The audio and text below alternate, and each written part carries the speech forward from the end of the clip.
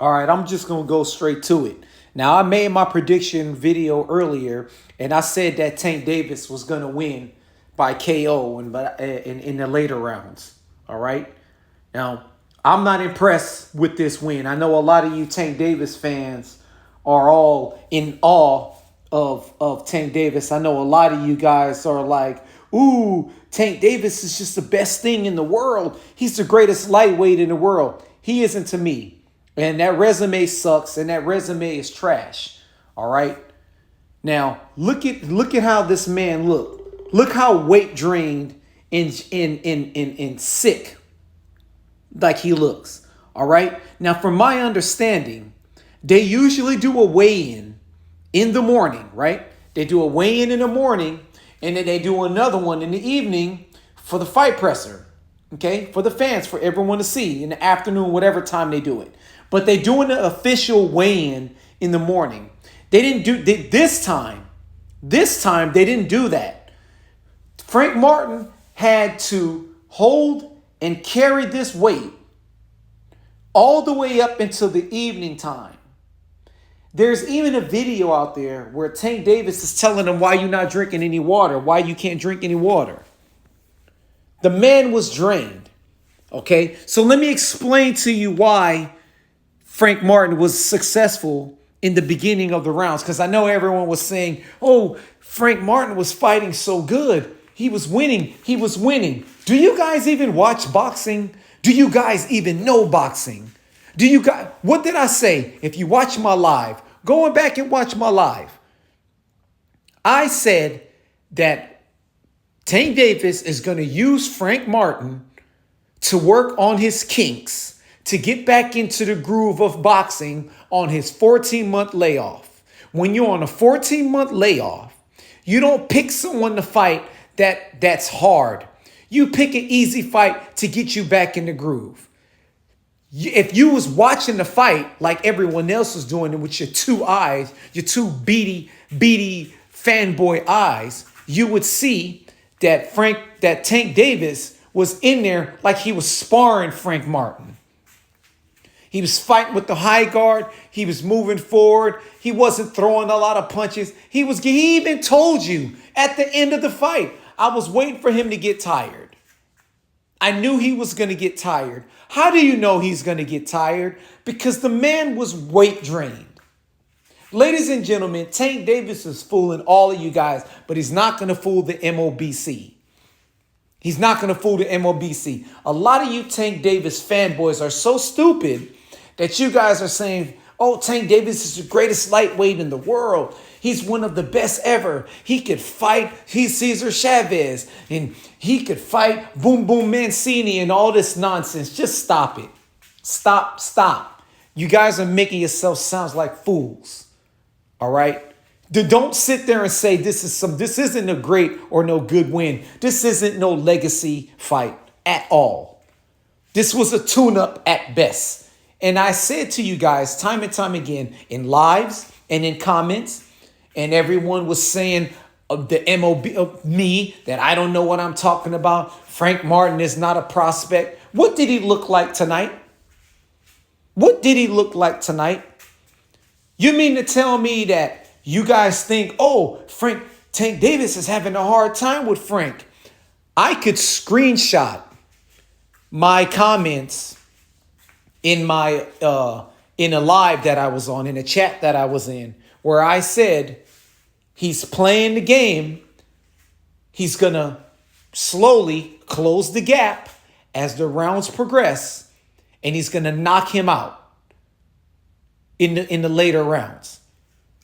And it played out the way it played out. And I'm not saying that the MOBC is the Nostradamus of boxing.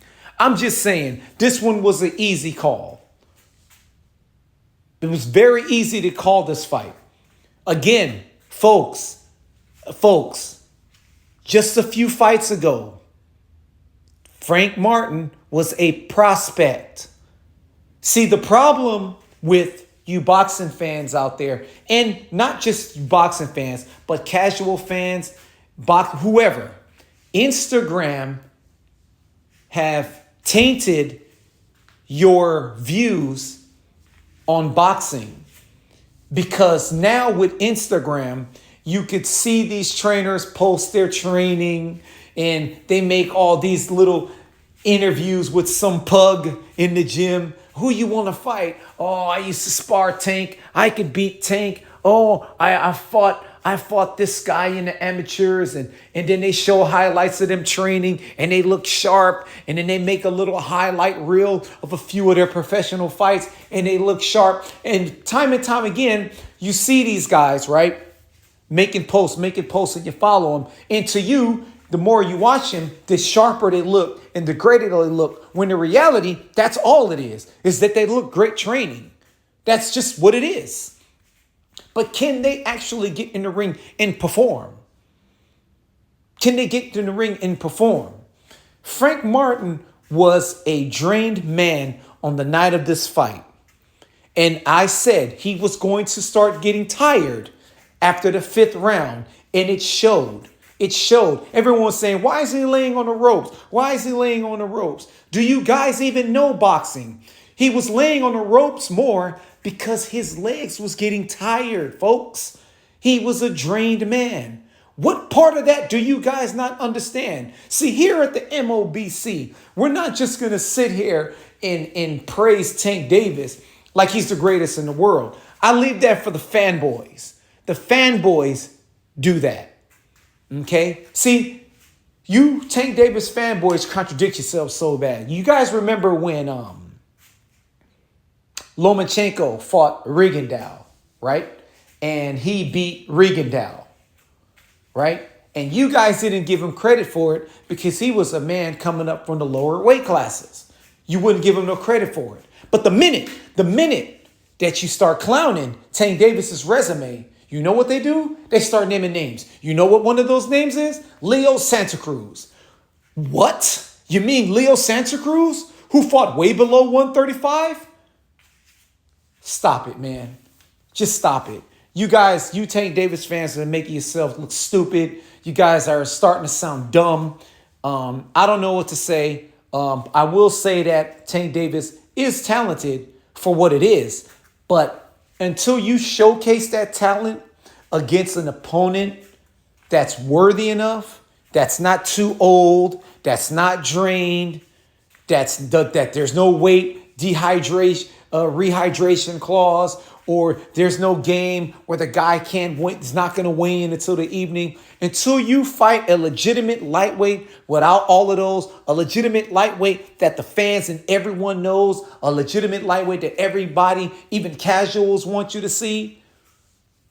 Until then, all I can say is that you're just a mediocre fighter who happened to get lucky and fights pay-per-view fights, sparring sessions, because of who's promoting you, a popular person promoting you. But here at the MOBC, where we do free streaming, we don't pay for trash. We don't. We're not doing that. Again, why do you want to pay for something that you could watch for free? I don't understand it. I don't understand it. You know what I mean? You know, and my stream was great. My stream was legit. It was no problems whatsoever. I think the only issue with my stream is when I was listening to live commentary on YouTube, they were a few seconds ahead of what I was watching, so I had to mute them because I didn't want to get spoiled. But I don't know what's next. Right now, I don't think Tank Davis is the number one fighter at 135 at the moment since Devin Haney left the division. I believe that Lomachenko is the number one guy at the division. I don't think Shakur is the number one guy. Pitbull Cruz left the division. I can't think of what other names is down there. Just lost. Navarrete. I think he just lost. Anyway, this was it. This was it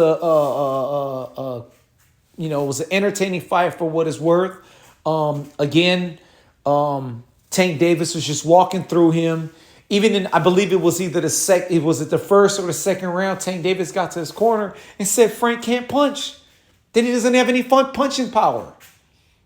Now, what if he wasn't drained, would he have had more power? We don't know. But I know that the weight drain did take away from his power, and I know that the weight drain did take away from his endurance. He didn't look this tired in his last fight as he did in this fight. You understand me? So I don't know what's next for Frank Martin. I think he's he's a decent boxer, but he wasn't ready for this type of level. And I do believe that Tank Davis is ready for the next step in fighting a Shakur or a Lomachenko. But I don't think that's going to happen unless Lomachenko looks beatable in his next fight, unless he looks older in his next fight. Then maybe Tank Davis and them will try to make that happen. But as of right now, as long as Lomachenko looks unbeatable, Tank Davis is not going to fight him. This is the MOBC.